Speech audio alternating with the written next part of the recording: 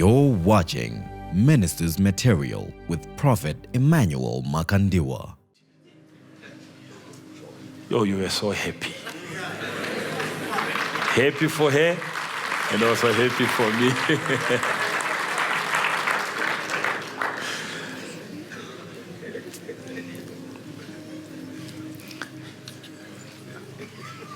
That's why you end up hearing people saying, I think these things are staged.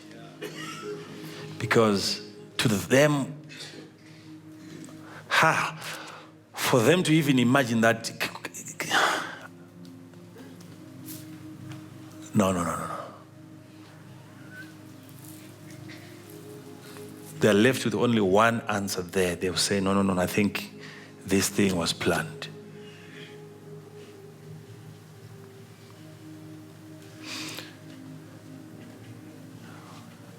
Because if you are really to be, even 3 people looking at you doing that, it's not comfortable. And you have thousands and thousands and thousands of people. And you're about to prove to them that there are certain things that you can't do. You're about to prove that you can't do certain things. You can't. What are they going to say after all that? But with me now, what I've realized is that I have so much faith in God, confidence in God. And I think Pastor once said a statement. He said, you can only do that when you know that God is with you. You have to be really sure.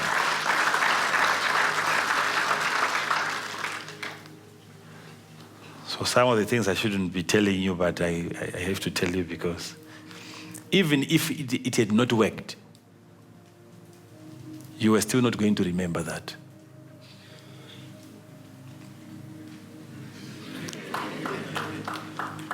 I'm telling you, there is a special grace that covers you when you are when God loves you and you are working with Him every time. There is a way to go about it so that even when you make a mistake in front of thousands of people, they can't remember it. I'm telling you.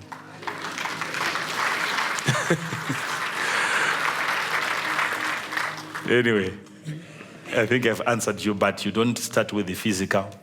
Even when you are doing it physically, it's not really physical. It is also spiritual. So, but if you meet a person and you realize that I think it has happened, the person just doesn't have faith, you can move into physical assisting the person. And it might work and it might not work. But physically, depending with the area where you're operating, in some other parts of the world, like I've said, if you force a person into receiving anything, the person can later on come after you, and so on.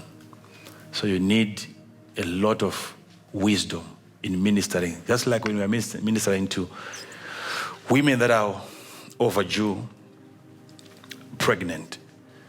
And sometimes I'm asking, doctor, do you think she's ready? And it's not all about his profession. It's an application of wisdom as well. He goes to the person. They also check whether the person is not HIV positive. Because maybe she's not there for the healing. She's there to deliver. But maybe her condition doesn't allow her to deliver normally. So you wouldn't want to quickly move into that. You can be sued.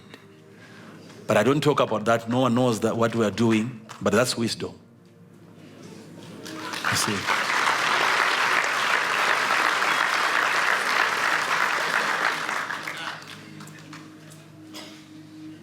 Maybe she has to be operated.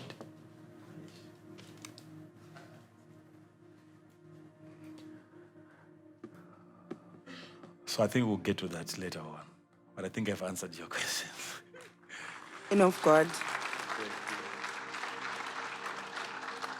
Thank you, Prophet, for this opportunity. I've discovered that when a demon comes into someone's body, it can cause sickness. And when that demon goes, that person is free from that sickness. And there's a time also that when you have an accident, then you broke your leg or your neck. If I look at these two situations, the way you minister to these two people is different. If you are ministering to other one, to the demon possessed, it might be faster. But if you're ministering to the one that is broken his bone, it's totally different.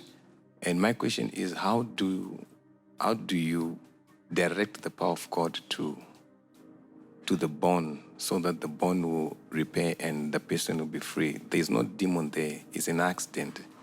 And the other one, there's a demon. When the demon goes, that person is free.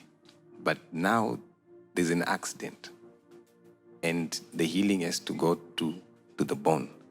How do you do it?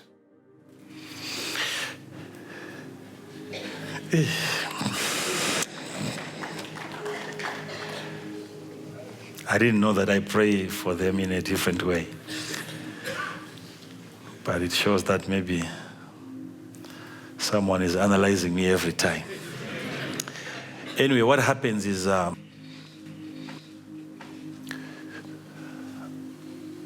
this is what you have to understand.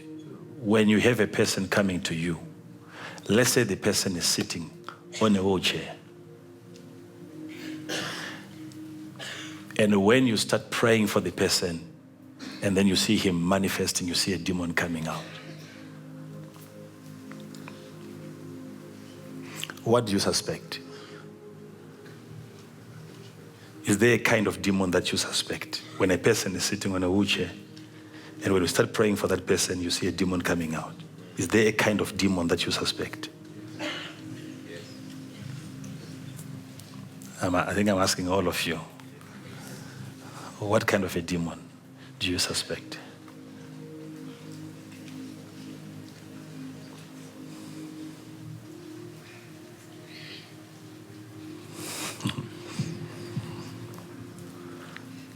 I think the demon of paralysis, man of God. Okay, do you agree on that one? All of us, of course, you suspect that maybe it is the demon that is responsible of his condition. That's an assumption. That is what we think. To a point where you'd expect a person to stand up after the demon has come out of him. By the time the demon says, I am going, I'm done with this person, and then it leaves, you expect the person to stand and to start walking. Why? Because it was an assumption. Maybe it's a demon of lust.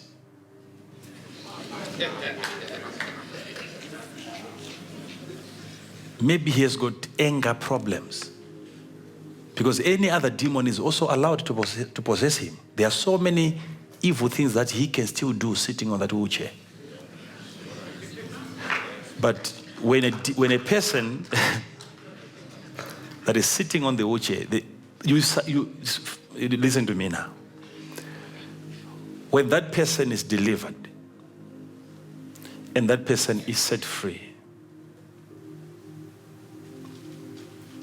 and the demon leaves his body, you have to know the kind of a demon that you are dealing with. Maybe you haven't started working on his condition, on his physical condition.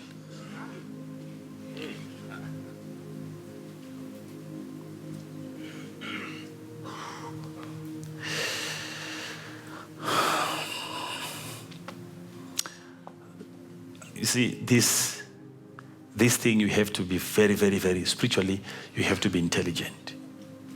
You have to know what you are doing and what is happening there. You have to be hands-on, be present, participate, open your spiritual eyes. Know what is happening.